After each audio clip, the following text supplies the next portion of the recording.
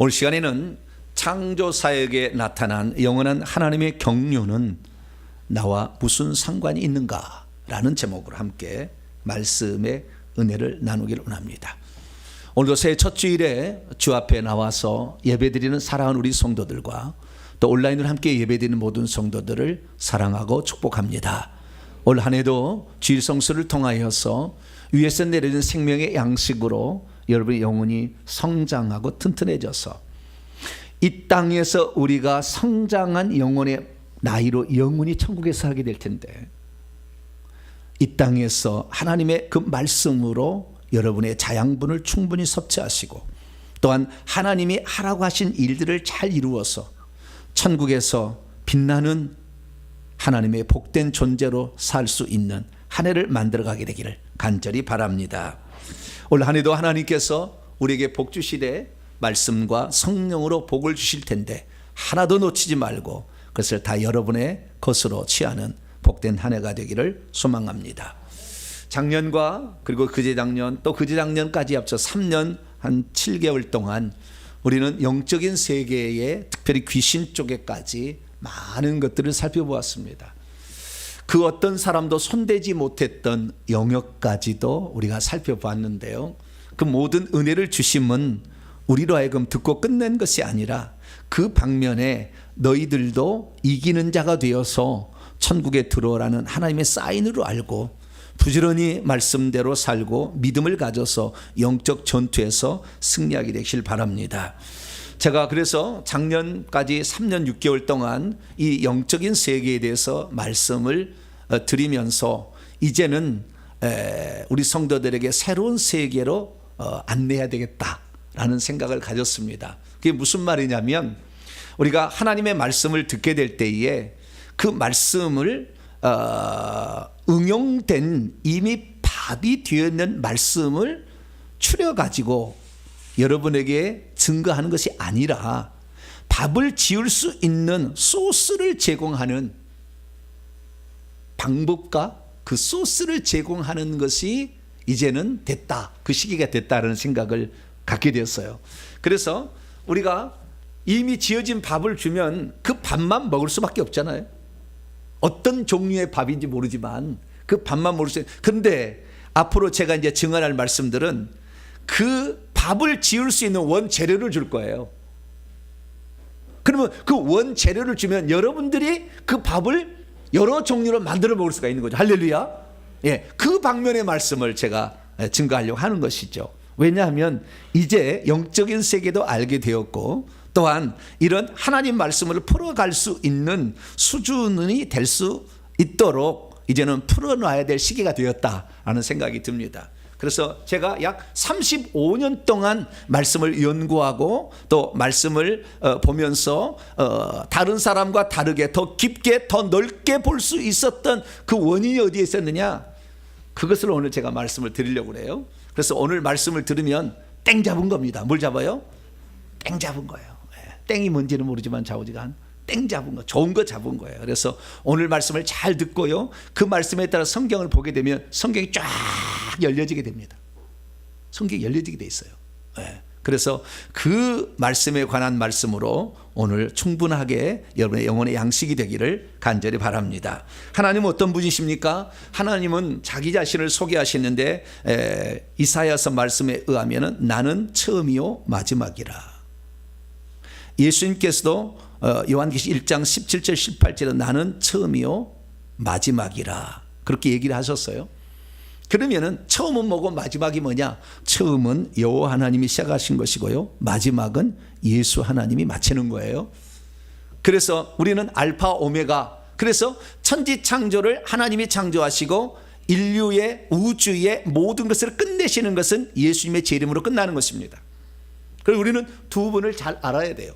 그래서 그 두 분이 자기를 뭐라 했냐, 나는 처음과 마지막이요 알파와 오메가요 시작과 마침이라 했습니다. 그래서 하나님께서 시작하셨다라는 것이 창세기 1장 2장의 이야기라고 한다면 하나님이 마치셨다라는 것이 요한계시록 21장 22장이에요. 시작하신 분이 그러면은 끝이 어떻게 될지도 모르는 채 그냥 만드셨겠느냐? 그러지 않아요. 하나님은 이미 만세전에 끝을 어떻게 하기로 결정해놓고 창조사역을 시작한 거죠. 왜? 하나님은 모든 것을 아시고 모든 것에 능하신 분입니다. 그분은 우리하고 다릅니다. 그분은 시간 밖에 존재하고 계시고 그분은 공간 밖에 존재하십니다. 그분이 지으심으로 시간과 공간이라는 걸 만드셨기 때문에 우리는 그분을, 하나님을 시간과 공간 안에 틀에 가두려고 하는데 그러지 않아요. 그래서 우리는 시간 밖에 존재하신 그분께서 만세전에 어떤 꿈과 계획을 가지고 우주를 만드시고 지구를 만드시고 인간을 만들고 여자를 만들었는가를 알아야 합니다. 그래서 우리가 이 하나님께서 이 뭔가를 만드시기 전에 품으셨던 그 뜻, 그래서 어떻게 이것을 이끌어 갈 것인가라는 그 경영 방식을 일컬어줘서 경륜이라는 단어를 씁니다. 이 경륜이라는 이 단어는 오이코노미아라는 것으로서 어떤 그 집을 짓는 과정을 설명하는 단어입니다. 다시 말해서 하나님께서 어떤 우주를 창조하실 때 어떤 계획과 목적을 가지고 창조하셨다는 거예요. 그런데 그 우주를 창조하시고 그 다음에 계획하신 이 모든 것들을 깨달은 한 사람이 있어요. 성경에 나와요. 그 사람은 사도 바울입니다. 그래서 이 경륜이라는 단어를 오직 사도 바울만 사용하고 있습니다. 그러면 그 경륜이라는 의미는 무엇일까요? 사도 바울이 이렇게 말합니다. 나는 성도들보다 지극히 작다. 아예 핍박을 많이 했잖아요. 한 원수로 지냈잖아요. 과거에는. 더 작은 나에게 하나님께서 은혜를 주신 것, 내게 은혜가 주어진 것은 측량할 수 없는 그리스도의 풍성함을 이방인에까지 전하게 하려고 한다는 거다. 여러분, 그리스도로 끝나는 거예요. 더 이상 없어요. 하나님으로 시작했던 것이 그리스도의 풍성함으로 끝나는 거예요. 그리스도의 풍성한 것은 단체적인 그리스도를 만드는 건데 이것이 바로 교회가 그리스도와 한 몸이 되는 그 상태로 끝나는 거예요. 그런데 이러한 것들을 영원부터 시대들로부터, 그러니까 이 세상이 시작되기 시전의 시대가 있었고 이 세상의 시대가 있고 다시 오는 시대가 있어요. 그 영원 시대들에 만물을 창조하셨던 하나님 속에 감추었던 비밀한 어떤 경륜이 있었다는 거예요.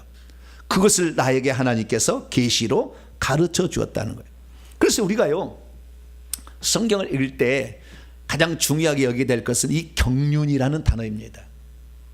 근데 이 경륜이라는 단어를 에베소서에 가장 많이 얘기하고 있어요.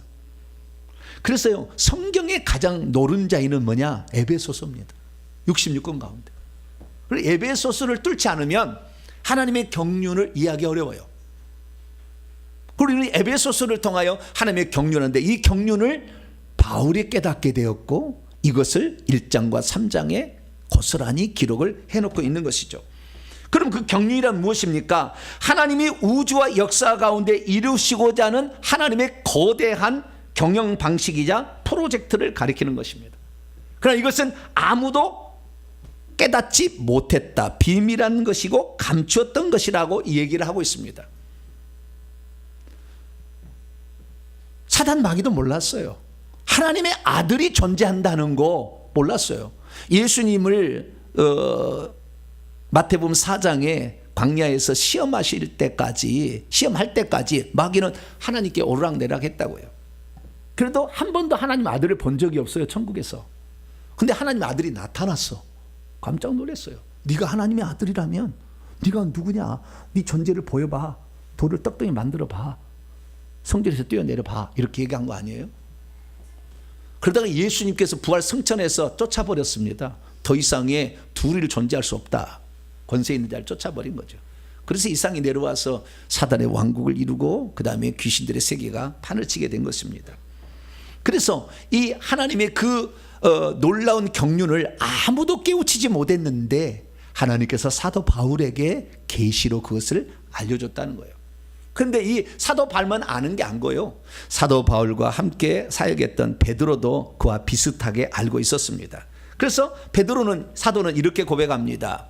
그들이 이 섬긴 바가 자기를, 그러니까 하나님의 교회를 섬겼던 이런 지도자들, 주의 종들이 자기를 위하여 섬긴 게 아니라 바로 복음을 받아들일 그들을 위하여 섬겼는데 이것은 결국에 계시로 알려진 것이 있다는 거예요. 그것은 성령 안에서 복음을 전하는 자들을 통하여 알려지게 된 건데 천사들도 살펴보기를 원한다. 다시 말해서 천사들도 알기를 원했지만 공개가 안 됐다고 에베소 3장에 다 얘기하고 있어요.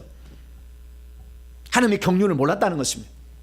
어떻게 하나님이 우주 역사를 이끌어 갈 것인지를 가장 가까이 있는 천사 애들을 안 가르쳐줬다.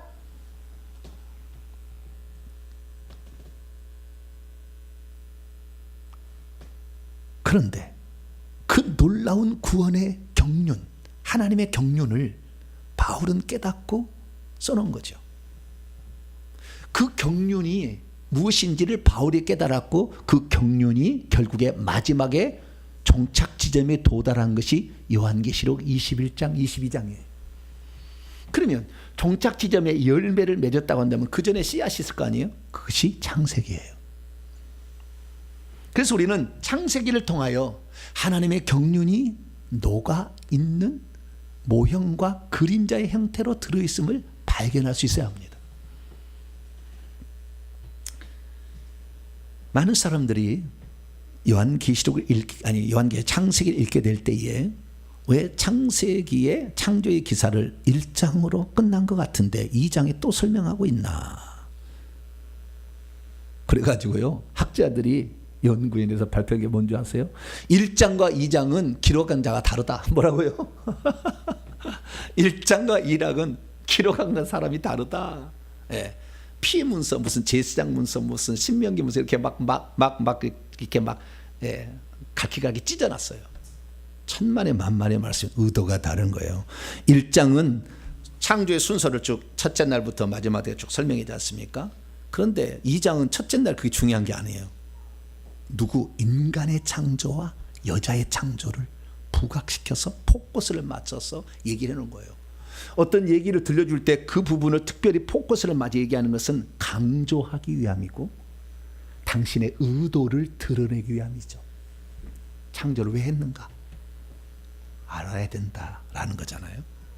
그래서 우리는 이 창세기 1장뿐만 아니라 2장의 창조의 기사를 통하여서 하나님의 의도, 창조하신 목적을, 그래서 우주를 경영하는 그 원칙을 발견할 수가 있게 되는 것입니다.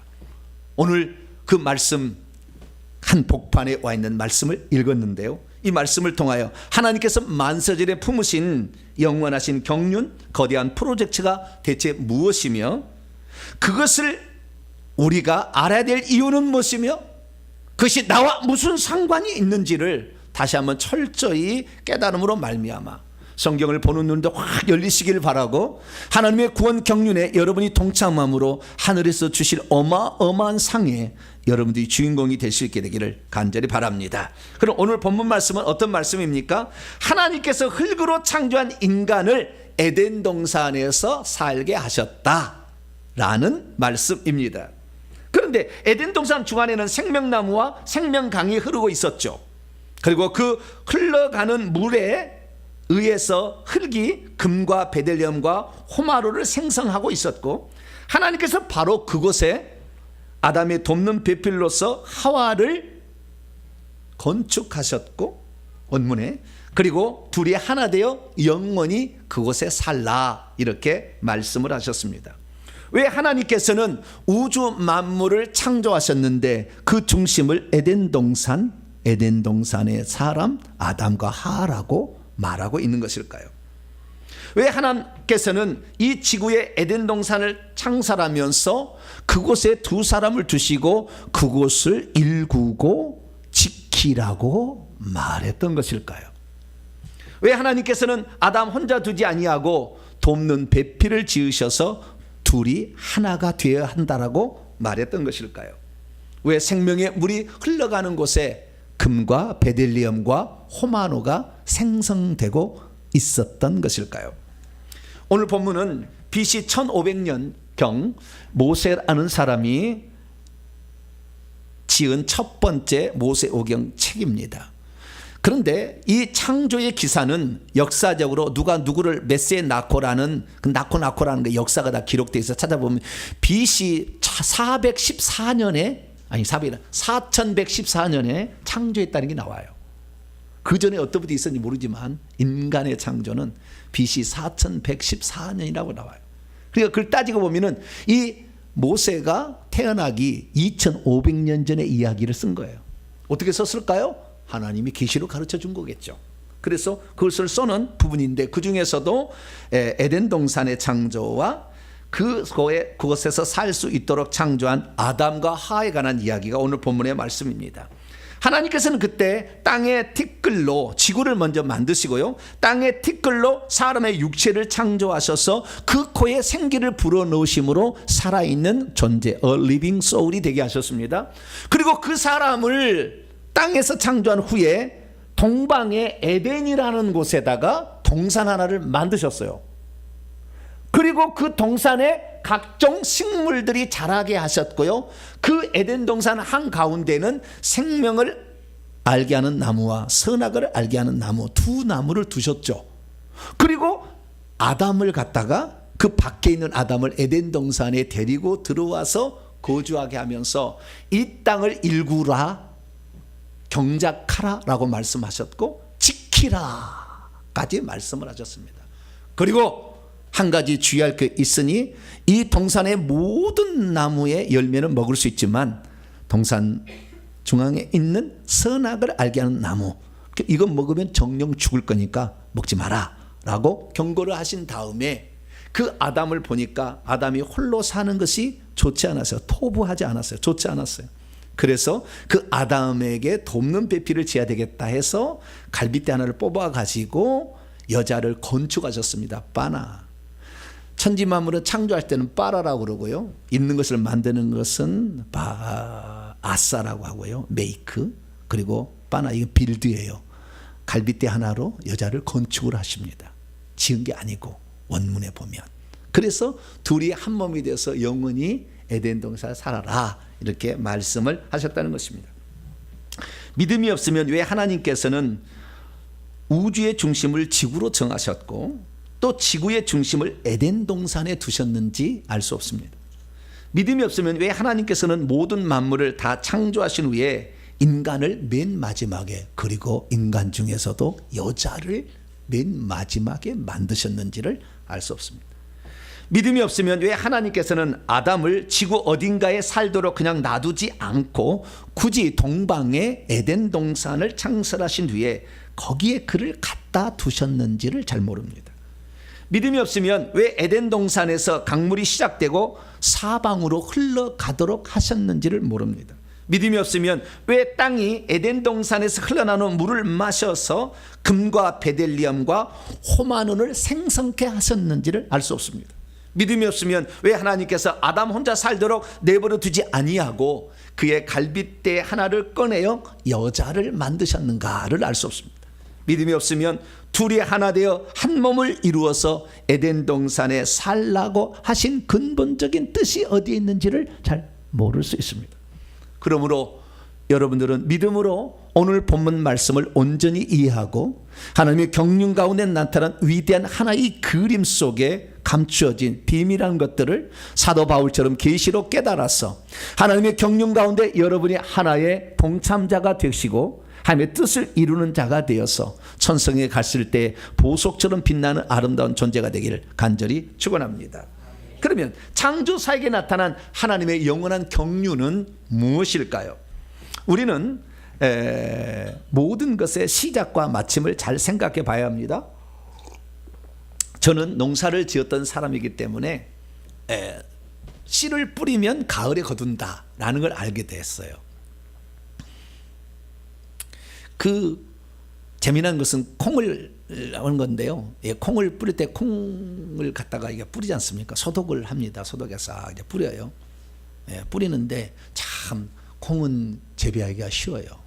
왜냐하면은 다른 모든 것들은요 많은 저기를 줘야 돼. 그 비료나 또는 두엄이나 이런 거 있잖아요. 이런 걸 줘야 되는데 콩은 그냥 모래땅에 심어도 잘 돼요.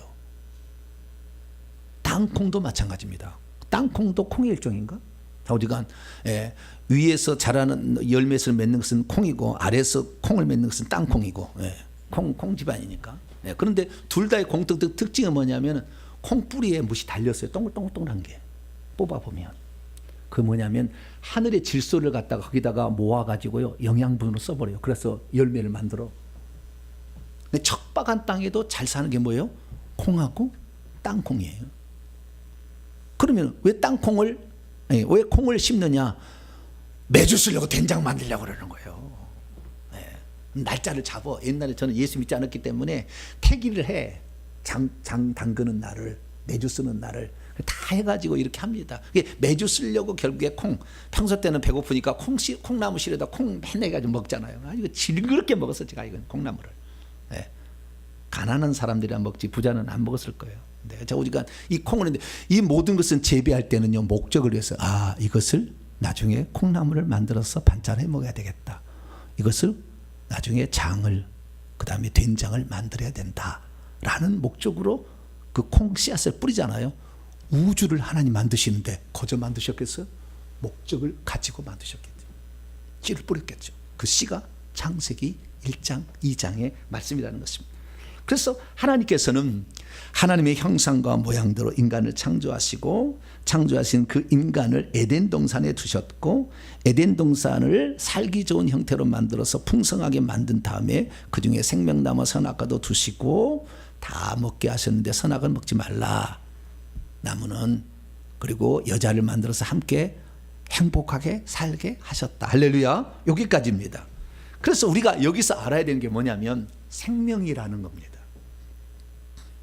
왜냐하면 사람에게는 생명이 아직 들어가지 않았잖아요. 사람이 온전한 사람, 하나님의 경륜, 하나님의 뜻 가운데 들어가는 사람이 되려면 생명을 먹어야 합니다. 그래서 예수님은 나는 생명이다. 내가 길이요 진리요 생명, 나는 생명나무다. 나는 생명의 물이다. 나는 생명의 빛이다. 라고 얘기를 하신 거예요. 그래서 생명이 중요한데 아담에게 모든 것이 다 갖춰졌지만 단 하나 생명을 먹지는 못한 상태에 있었다라는 것입니다. 그러므로 우리 인생에 있어서 만약에 이 생명을 취하지 않으면 우리 인생은 영원히 껍데기입니다. 우리가 어떤 그릇을 만들 때 이 그릇에다가 무엇인가 담으려고 그릇을 만드는 거예요. 이 안에다가 야채를 담으면 야채 그릇이 되겠죠. 이 안에다가 포도주를 담으면 포도주 그릇이 됩니다. 이 안에다가 생명을 담고 하나님을 담으면 하나님 그릇이 되죠. 우리는 하나님을 담을, 하나님의 신성한 본성인 생명을 담으라고 지었어요. 그래서 사도 바울은 뭐라고 했냐? 우리는 흙으로 만든 그릇이다라는 말을 했습니다. 앞에 이 하나님은 농부라고 하잖아요. 농부가 농사를 하듯이 하나님 농사를 하는 거예요. 그런데 우리는 어떤 존재냐? 그릇으로 만드는데 흙으로 만든 그릇이기 때문에 보배이신 주 예수 그리스도 생명을 담아야 되는 거예요. 그러니까 생명이 들어오지 않는 모든 사람들은 죽을 때까지 만족이 없습니다. 끝없는 욕망 가운데 죽을 때까지 추구해요. 그러나 예수 그리스도가 들어오면은 더 이상의 굶주림이 생기지 않아요. 왜? 생명이 본질이니까. 그래서 생명을 그들이 얻었어야 되는데 이 생명나무의 실과를 따먹기 전에 누가 옆에서 꼬셨어요? 뱀이, 루시퍼가 나타나서 뱀으로 화해가지고 하와를 먼저 꼬셔서, 인간이죠, 하와를 먼저 꼬셔서 선악과를 먹게 해버렸고 그리고 아담도 같이 주워 먹게 함으로 같이 죽음에 떨어진 것입니다. 생명의 나무에서 생명을 얻어야 될 텐데 얻어서 완전체 하나님이 원래 목적한 의도의 사람이 되어야 되는데 생명을 얻기 전에 선과 악의 지식의 나무는 사망을 준다고 했잖아요. 사망의 나무의 열매를 따먹어 버렸어요.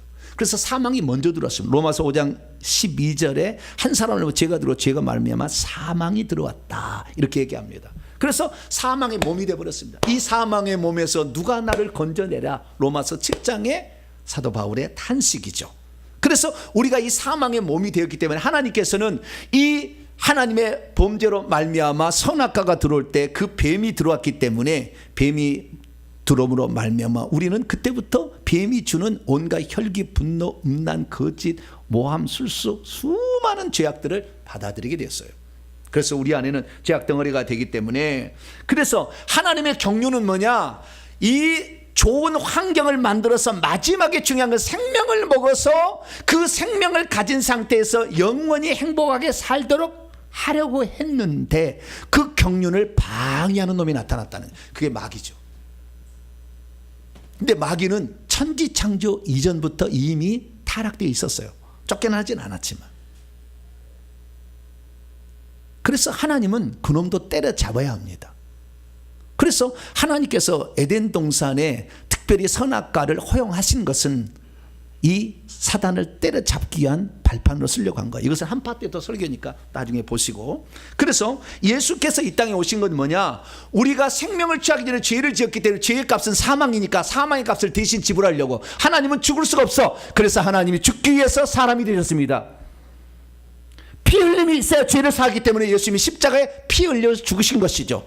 그래서 우리의 죄를 먼저 사하신 다음에 하나님이 진짜 주려고 했던 생명, 그 생명을 예수님께서 부활 승천하셔서 생명 주는 영이 되셔가지고 성령으로 믿는 자들 속에 성령을 받으라 해서 믿는 자들 속에 들어와서 우리의 생명을 주니 생명 얻는 자가 거듭난 자고 하나님의 자녀인 줄 믿으시기 바랍니다. 내 안에 생명이 없다면 주 예수여 당신을 나의 생명으로 받아들입니다. 고백하면 됩니다. 따라합시다. 주 예수여, 나는 당신을 생명나무로 받아들입니다.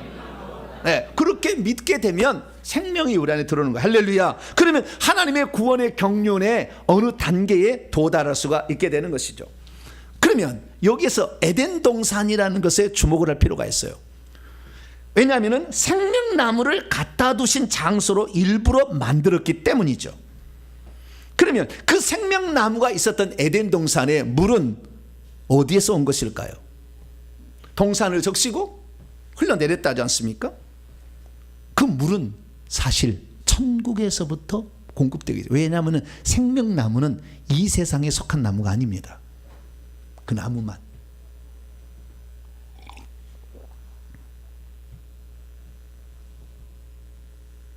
이 생명은 하나님의 영원한 생명을 가지고 있는 나무이기 때문에. 그래서 우리는 그 나무가 어떤 나무였는지 어떻게 아냐면 요한계시록 21장 22장을 통해 알게 돼요. 완성편에 가면 어떻게 되어 있느냐, 천국에 가니까요, 사도 요한이 갔을 때 어떤 천사가 와서 천국을 보여줍니다. 수정같이 맑은 생명수의 강을 먼저 보죠. 빛나는 강을 보여줬어요. 그런데 이 강을 천천히 따라가 보니까 저 언덕으로 올라가더니 하나님과 어린 양의 보좌로 연결되어 있어요.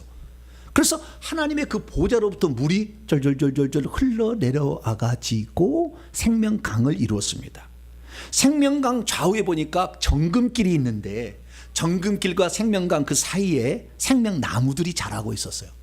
강 이편 저편에 생명가을이 자라있는데 이 생명나무는 특이해가지고 1년에 한 번만 열매를 맺는 것이 아니라 달마다 열매를 맺어서 12번 열매를 맺어요. 그런데 사람들이 와서 그 생명나무의 열매를 따먹고 있어요. 천국은 생명나무의 열매를 먹고 사는 나라예요. 그런데 아담은 생명나무의 열매를 못 따먹었어요. 에덴 동산은 천국의 모습을 그대로 이 땅에 만들어 놓은 거예요.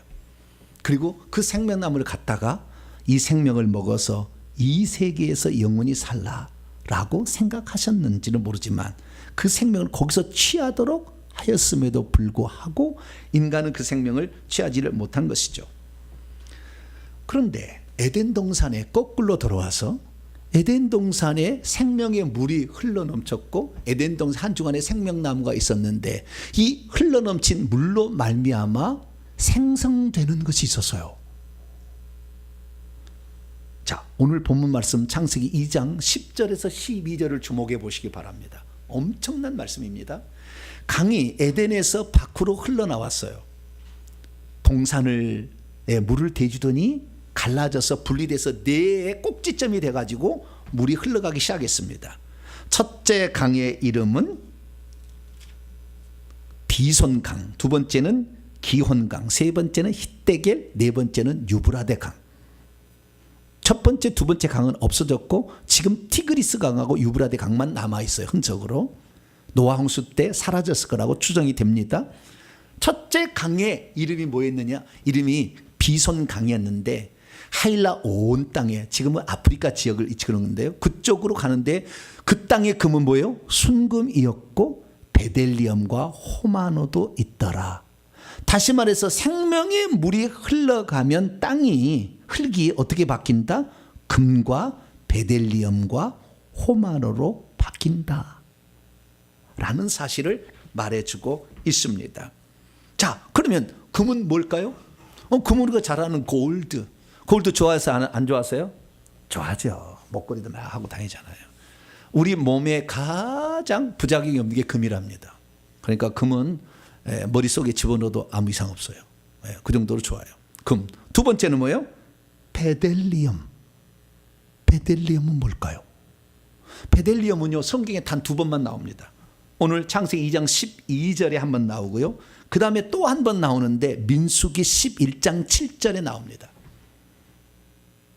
만나는 가시와도 같이 생겼고 모양이 베델리엄 같더라. 원문이 그렇게 나와요. 근데 우리 개혁성경은 그것을 진주로 표현했습니다. 진주인 것 같아요. 그러니까 이 베델리엄은 진주였다는 사실을 알 수가 있게 되는 것이죠. 그리고 세 번째는 호마노가 생성되고 그 물이 흘러가는 곳에 있는 흙이 그 물을 먹으면 흙이 뭘로 바뀐다고요? 금으로 바뀌고 진주로 바뀌고, 세 번째는 호마노로 바뀝니다. 호마노는 뭐냐? 대제사장의 어깨 견대라는 것이 있는데 두 굴의 견대에서 대제사장이 겉옷을 입어요. 마지막에 에봇 겉옷을 입는데 거기에다가 12지파가 쓰는 에봇 여기에 흉패를 이렇게 다는데요. 그 어깨에다가 걸치는 견대인데요. 이 견대에 호마노 두 개를 달아가지고 이 호마노에다가 이스라엘의 아들들의 이름을 6개씩 기록했어요. 출애굽기 28장 9절 10절 보면 호마노 두 개를 가져다가 그 뒤에 이스라엘 아들들의 이름을 새기되 그들의 나이대로 6 이름을 한 보석에 나머지 6 이름은 다른 보석에 새기라라고 얘기하므로 호마노는 보석의 일종이고, 결국에 밑에 12가지가 나오니까 이 호마노로 말미암아 모든 12가지 보석의 대표다 라는 사실을 여기에서 알 수가 있게 되는 것이죠. 그래서 우리는 생명의 물이 흘러가는 그곳에 물이 닿게 되면, 그 생명이 들어가게 되면 땅도 뭘로 바뀐다? 금과 진주와 보석으로 바뀐다. 그래서 천국에 우리가 들어가게 되면 천국에서는 하나님의 보좌로부터 생명수가 흘러가기 때문에 천국의 모든 것은 금과 진주와 보석으로 구성되어 있어요. 왜? 거기는 그것이 철철 넘치는 곳이니까. 그런데 이 땅에서는 그 에덴 동산에서 시작된 지 얼마 안 됐어요. 그래가지고 첫 번째 강에서만 지금 물이 흘러넘쳐서 금과 베델리엄과 호마노가 산출되고 있을 시점에 타락이 돼버렸어요. 둘째 강, 셋째, 넷째 강에는 그게 없어요. 그래서 히데겔 유브라데 강에서 시작된 모든 세상의 바벨론 문명이 타락의 문명이 아직 거기에 신성한 본성이 없어요. 근데 천국은 다르다고요. 어떻게 알 수 있느냐? 요한계시록에 나와 있어요. 요한계시록에 가니까요, 이 천국은 새 예루살렘 성인데 그 새 예루살렘 성의 성벽은 보석의 하나인 첫 번째 보석인 벽옥으로 돼 있다. 성벽이 벽옥. 성벽의 기초석, 그 성의 기초석이 12층에 있는데 벽옥 남보석에서 자수정까지 12개의 보석으로 이 기초석이 구성되어 있어요. 그리고 그 성은 전체가 정금으로 되어 있어요. 정금으로. 반짝반짝하는 수정같이 맑은 정금으로 되어 있고요. 뿐만 아니라 그 성에 들어가는 입구에 문이 12개가 있는데 동서남북 3개씩 있는데 이 문은 전부 진주 1개 베델리엄으로 되어 있어요. 베델리엄은 은을 상징하는 것으로 나중에 그리스도의 구속을 얘기합니다. 나중에 얘기하겠습니다. 진주로 구성인데 이 진주 1개가 1개 문이에요. 그리고 이 새 예루살렘 성 안에 모든 길들은 뭐요? 유리 같은 정금으로 되어 있죠. 왜 그렇습니까? 천국의 모든 땅이 이 생명수가 흘러서 바닥에 있어요. 그래서 보면은 유리 밑에 물이 흘러가요. 다 집집마다 유리 밑에 물이 흘러가. 그래서 천국은 그 물이 흘러가는 계속 넘치는 곳이기 때문에 그곳에는 정금과 진주와 보석만이 있는 장소예요. 그런데 하나님께서 이 흘러가는 생수를 뭐라고 하느냐? 예수님이 말씀하여 이것은 성령을 가리킨다. 그렇게 말씀하셨어요. 예수님께서 초막절 때 뭡니까? 가늠한 현장에 붙잡힌 여인 나오기 직전에 설교를 한편 하셨어요. 초막절 때. 명절, 초막절 끝날, 마지막 날에. 누구든지 목마르거든 내게서 와서 마시라. 내가 내 안에 생명수가 있다. 그 말이겠죠. 마시라. 나를 믿는 자는 성경에 말씀하셨던 것과 같이 자기의 배에서부터 이제 장차 생명의 강물이 흘러 넘치게 될 것이다. 이 생명의 강이 성령이 흘러 넘치게 되면 우리의 몸이 흙에서 보석으로 바뀌는 거예요. 이 성령은 믿는 자들이, 이 생수는, 흘러 넘치는 물은, 살아있는 물은 믿는 자들이 받을 성령을 가리키는 것이라. 여러분의 몸 구석구석에 성령의 물이 얼마나 흘러 넘치고 있습니까? 만약에 여러분이 교회를 나왔는데도 성령의 인도하심을 따라 그 흐름 안에 있지 아니하면 여러분은 여전히 흙입니다. 그래서 죽을 때 흙으로만 돌아갈 뿐입니다. 우리 안에 생명의 흐름이 있어야 돼요. 성령의 역사가 있어야 됩니다. 그래야만이 우리 몸이 보석으로 바뀌는 거예요. 그런데 여러분, 이 보석으로 바로 안 바뀌고요, 이 흙이 한 단계를 거쳐서 바뀝니다. 그것은 우리가 흙으로 창조되어서 육체가 왔다가 주 예수 그리스도를 믿게 되면 그때부터 흙이 돌로 바뀌기 시작해요. 그래서 예수님께서는 그 영적인 비밀을 베드로가 신앙 고백할 때 이렇게 가르쳐줬죠. 주는 그리스도 살아계신 하나님의 아들이다 고백했더니 너는 베드로라. 내가 이 반석, 이 돌 바위 위에 내 교회를 장차 세우게 될 건데 음부의 문들이 우세하지 못할 거다. 베드로는 말은 헬라어로 페트로스라고 하고요, 반석은 페트라라고 하는데 어근이 똑같아요. 돌이라는 뜻입니다. 그래서 주 예수 그리스도를 믿게 되면 그때부터 하나님의 집을, 천국 집을 지을 수 있는 돌이 생기기 시작하는 거예요. 돌이 되는 거예요. 건축자의 버린 돌이 예수님 먼저 돌이어서 그러듯이 우리들도 돌이 되는 겁니다. 그래서 베드로는 이것을 깊이 인상으로 체험했기 때문에 베드로 전서에 뭐라고 했냐, 너희들도 살아있는 생명을 가진 돌이 되어서 영적인 것으로 건축되어야 되는데 이렇게 건축된 자들이 천국에 가면은 가장 가까운 사람 대지장 체계로 들어가는데 대지장, 제사장, 레위인, 그 다음에 물기 있는 자로 이렇게 나눠지는 신분의 차이가 생긴다. 얼마만큼 이 생명의 흐름을 얼마만큼 충분히 누렸느냐에 따라서 이 돌이 보석으로 바뀌기 때문에. 그래서 가장 많은 보석은 대지상의 가슴 흉패에 차잖아요. 제사장 보석이 없어, 천국에 가도. 그래서 이렇게 바뀐다라는 사실을 우리에게 말해주고 있는 것이죠. 그래서 저와 여러분이 주 예수 그리스도를 마음에 믿기 시작했다면 나는 이미 무엇이 되었다? 돌이 됐다는 좀 이상하죠. 바위가 되었다. 뭐라고요? 반석이 됐다. 자, 반석이 되었으면 뭐가 됐어요? 반석이 되었어. 반석이. 그러나 많은 사람들이 이 반석 위에 머물러 버립니다.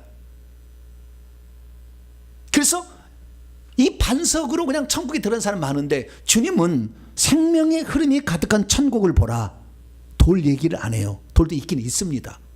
그것은 금과 진주와 보석으로 구성된 것이다 라고 말해주므로 우리가 궁극적으로 추구해야 될 것은 흙으로 지어진 우리의 육체가 성령의 인도를 따라서 그 생명을 충분하게 먹고 마심으로 말미암아 점차적으로 돌에서 다시 보석으로 바뀌기를 하나님이 우리에게 원하고 계십니다. 그 시작은 무엇입니까? 생명나무에서 생명을 따먹는 거예요. 그래서 예수님은 내가 곧 길이요 진리요 생명이고 요한복음 15장 1절에 나는 참포도나무, 두 개를 합치면 예수님은 생명나무예요. 그래서 그 생명나무 생명나무이신 예수님을 우리가 받아들이게 될 때 비로소 우리는 천국에 들어갈 집이 지어주는데, 내 육체가 생명의 흐름을 통해서 생명으로 충실하게 되면 되는 그 분량만큼 천국에서 내가 살 집이 보석으로 바뀌어요. 정금으로 바뀝니다. 아름다운 진주 같은 것으로 수놓아지게 됩니다. 그러니까 올해 한 해 우리가 신경 써야 될 부분은 이제 생명의 성령을 충만히 여러분이 받아들인 겁니다. 할렐루야. 이것을 흐름을 받아들여 생명의 성령의 흐름을 따라가야 되고, 그분의 음성을 따라가야 되고, 그분을 기쁘시게 하는 일을 해서 결국에 육체 속에 귀신의 집이 있는데 귀신의 집을 파괴하고, 거기다가 성령께서 집을 지어서 내 육체까지 차지하는 단계로 올라가는 한 해가 되기를 축원합니다. 우리가 그래서 오늘도 이 말씀을 듣고 있는 것이고, 이 말씀이 영이요 생명이기 때문에 이 말씀을 통하여서 우리는 하나님의 것으로 조성되어 가고 있습니다. 그래서 천국에서는 이 땅에서 얼마나 그리스도가 밖으로 표현되어 있느냐라는 것을 통하여서 천국에서 우리의 신분이 결정되는 것이죠. 무엇보다도 우리가 천지 창조 때 어디에서 창조했던 걸 알아야 되는데, 아담은 에덴 동산이 있기 전에 창조가 됐어요. 땅의 흙으로. 거기에는 생명의 물이 갔어요, 안 갔어요? 안 갔습니다. 하늘에서 내려오는 그냥 일반 비를 레인이죠. 레인일 뿐입니다. 생명수가 아니에요. 에덴 동산에만 하늘에서부터 생명수가 내려와서 그 물이 흘러가기 시작한 거죠. 그런데 하와는 어디에서 만들었어요? 아담을 에덴 동산을 만들어 그 안에서 살게 했잖아요. 그 안에 갖다 두셨다고 성경에 나와요. 그 안에. 그리고 거기에 있을 때에 하나님 명령하셨고, 혼자 사는 게 좋지 않아서 하와를 만든다 해서 만들었고, 나중에 죄짓자 거기서 쫓아내버리잖아요. 그럼 어디서 만들었다는 거예요? 하와는 에덴 동산에 만들었죠. 에덴 동산에. 근데 에덴 동산 시작할 때 뭘로부터 갖고 왔어요? 아담의 갈빗대 하나를 뽑아 가지고 만들었어. 남자는 갈빗대 하나가 지금 없어요. 한번 천천히 보세요. 허전할 거예요 아마. 그래서 남자는요 30살이 되면은 허전해. 누군가 곁에 품에 들어왔으면 좋겠다, 그런 생각이 안 들어요 여러분은? 여자들은 누구 품에 안겼으면 좋겠다, 이런 생각이 든다니까. 갈빗대 하나가 없어. 갈빗대를 뽑아 가지고, 그러니까 하나님으로부터 우리는 온 존재, 할렐루야. 그러나 이 땅에 흙으로 또 만들었는데, 그것이 생명수가 흐르고 동산을 적시는 흙으로 만들었기 때문에 인간은 하나님의 생명에 대한 온전한 갈급함에 가득 차 있어요. 생명을 마셔야 행복하고 생명을 누려야 행복하다는 게 있기 때문에 이 세상에 어떤 것을 경험해도 하나님의 생명을 만나기 전까지는 만족이 없어요. 그게 인간이에요. 그 여자를 하나님으로부터 먼저 나오게 해가지고 땅의 흙으로 만들었으나 생명이 흘러넘치는 거죠. 그러나 우리는 그 생명을 어떻게 해요? 먹으라고 했거든. 먹으라고. 생명나무로. 그렇기 때문에 생명나무를 먹어야 되는데, 그것이 주 예수 그리스도를 믿는 거다. 할렐루야. 그래서 주 예수를 믿을 때에 생명의 떡이 우리 안에 들어와서 그때부터 시작되는데, 이때부터는 생명수를 계속 마셔야 되는 거예요. 그것은 예수님이 보내주시는 성령의 가르침을 따라가는 것이고, 성령께서 우리에게 역사하시는 모든 것에 우리가 초점을 맞춰서 같이 가는 것입니다. 할렐루야. 그래서 이 갈빗대에서 출현한 우리 인간, 하나님으로부터 나오는 우리 인간은 예수 그리스도의 품 안에 들어가야 행복하다. 할렐루야. 그걸 아시고 가야 되는데, 이 보혜사 성령으로 와서 딱 하는 것이 뭐 하느냐? 첫째, 보혜사 성령은 주님이 하신 말씀을 가르치시고 그분이 말씀하신 것을 생각나게 하셔요. 다시 말해서 주의 말씀을 먹어야만이 생명의 흐름이 충만케 된다. 두 번째, 요한복음 15장 26절, 진리의 성령이 오시면 그가 나를 증언하신다. 예수 그리스도를 자꾸 증언할 때 생명의 영은 충만하게 됩니다. 그분이 누구다 라는 얘기를 늘 증언하게 될 때에 우리 안에 생명이 충만하게 돼요. 세 번째는 소극적인, 아까는 적극적인, 소극적으로는 성령께서 오시면 죄와 의와 심판에 대해서 세상을 책망하신다. 뭐가 죄인지, 뭐가 은지, 뭐가 심판을 받는 건지 우리에게 가르쳐 주신다는 거예요. 그래서 우리 속에 지금 선악의 형태, 사망의 씨앗으로 귀신들이 들어와 있는데, 이것들을 뽑아내야만이 결국에 온전한 생명의 흐름으로 갈 수가 있어요. 할렐루야. 그래서 사도 바울은 뭐라고 얘기했느냐? 너희가 육신대로, 그 육신 속에 들어있는 귀신의 가르침대로 계속 살면 반드시 죽지만, 성령으로서, 성령과 영이 하나 된 그 복합적인 영으로서 몸의 행실을 죽인다면 살게 될 것이다. 누가 하나님의 아들이냐? 하나님의 영으로 오늘도 인도를 받아야 하나님의 아들이다. 할렐루야. 그래서 우리가 오늘 내가 내 중심의 모든 것을 내 안에 생명주로 오신 예수 그리스도, 생명주는 영이신 그 성령께 초점을 맞추고 그리스도께 초점을 맞춰서 그분의 뜻을 따라 준행하게 될 때 우리는 오늘도 생명수를 마시는 거예요. 그러면 우리의 몸이 흙에서 돌로, 바위로, 반석에서 금과 진주와 보석으로 바뀝니다. 그러면 그렇게 우리의 육체가 바뀐 분량만큼 천국의 육체는 영혼을 담은 집이잖아요. 천국에 우리 집이 지어져요. 그래서 이 천국에 가서 보면은요, 이 하나님의 보좌가 큰 이렇게 동상 같은 데가 있는데 그 꼭대기에 하나님 보좌가 있고 거기 밑에 물이 웅덩이가 있어요. 그 물이 흘러넘쳐요. 쫙 흘러넘치는데 가장 가까이 집을 짓은 사도 바울이에요. 물이 철철 넘치는 거 집을 짓고 보석성으로 지어졌어요. 이 물이 점점 흘러가면 저 성벽 끝까지 가는데요. 성벽 가면은 초라한 집이에요. 물이 별로 안 와요. 보석성도 아니고 그냥 여기는 나무나 이런 걸로 지어져요. 그래서 우리가 오늘 올 한 해 동안 내 몸이 보석으로 바뀌도록 예수 그리스도께서 하신 말씀을 늘 먹기를 축원합니다. 그리고 그분을 남들에게 막 증언해 주길 바랍니다. 그리고 내 속의 귀신들을 회개해서 날마다 뽑아내시기 바랍니다.